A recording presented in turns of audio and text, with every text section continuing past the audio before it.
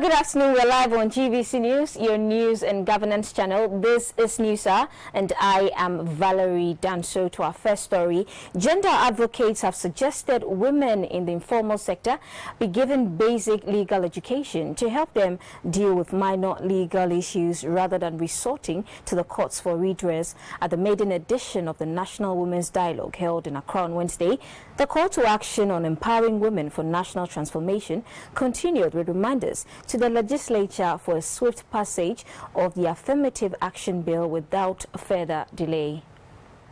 Data shows that women in most economies across the world make up the larger percentage of people who contribute to the growth of these economies.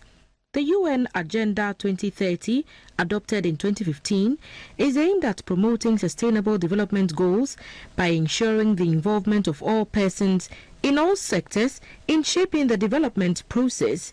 But gender inequality continues to thrive in the face of this reality.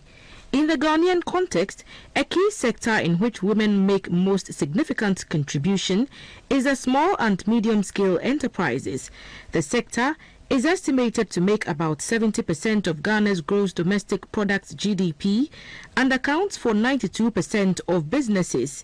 In spite of these facts, women entrepreneurs, especially in the informal sector, continue to work under trying conditions. Another challenge threatening the drawback of the campaign for gender parity is the lack of basic understanding of the legal environment and available legal options to protect women businesses, especially in the informal sector. The time has come for policy direction that is geared towards increasing women's access to justice, enhancing legal expertise for women in business, and also economically empowering them. As we all know, the economic empowerment of women is a critical component for sustainable socio-economic development of every nation, including Ghana. And it is thus imperative for women in various sectors of our economy to contribute significantly towards decision-making in order to promote gender inclusion and global development. The first edition of the Women's Dialogue is to bridge the social-cultural issues affecting women and their businesses while considering the policies and initiatives to enhance women's access to justice.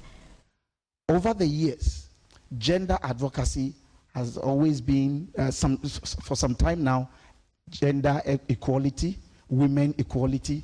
But we realized when you have money and they call meeting in the house, no matter the cultural barriers, the woman will be present, because after the men have spoken, they will need money to fix things up.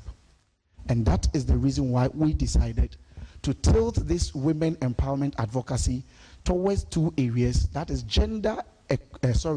access to justice, where some of the laws, Madam said, do not favor women, and then women economic empowerment. These two put together, we believe, will give meaning to what we call gender equity and social inclusion in our country.